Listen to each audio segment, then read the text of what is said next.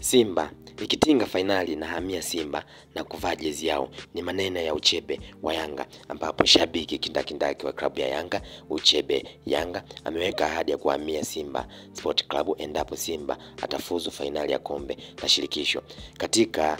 mkondo wa kwanza wa nusu fainali ya kombe la shirikisho barani Afrika ambao ulifanyika katika uwanja wa New Amani Complex, ambapo klabu ya Simba iliweza kufanikisha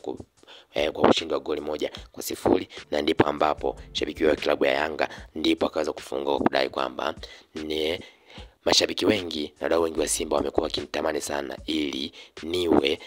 mshabiki wao, ila naahidi kwamba Simba ikifika fainali, yani ikitinga fainali jicha ya kushinda kwa ushindi wa goli 1, basi nipo tayari kuhamia Simba na nitavaa jezi ya Simba kwa kuwa wamenitamani muda mrefu sana. Ila safari hii naweka ahadi na nitahamia Simba kwa kuwa hana uwezo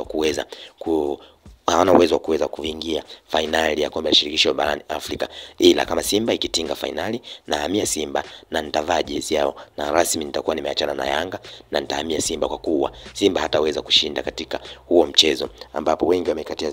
Simba tamaa baada ya kuweza kushinda goli 1 ikiwa nyumbani, na kudai kwamba pengine akienda kukutana kule South Africa na Stellenbosch anaweza kufunga magoli mengi na kuweza kuondoka kwenye fainali hizo, kushindwa kutinga kwenye fainali hizo na kuishia hatua ya nusu fainali. Lakini Uchebe wa Yanga ameweka ahadi hiyo kwa kudai kwamba kama Simba inaweza kutinga, basi yeye Simba akifuzu kuingia hatua ya fainali kwenye kombe la shirikisho, basi atahamia Simba na atavaa jezi ya Simba na kuwa mwanachama halali wa Simba. Aliweza kufunguka Uchebe wa Yanga ambaye ni shabiki kindakindaki na mwanachama wa klabu ya Yanga baada ya klabu ya Simba kuweza kutinga hatua nusu fainali kombe la shirikisho barani Afrika, na sasa kuweza kucheza mkondo wa kwanza na Simba kuweza kuibuka kwa ushindi wa goli 1-0 dhidi ya Stellenbosch kutokea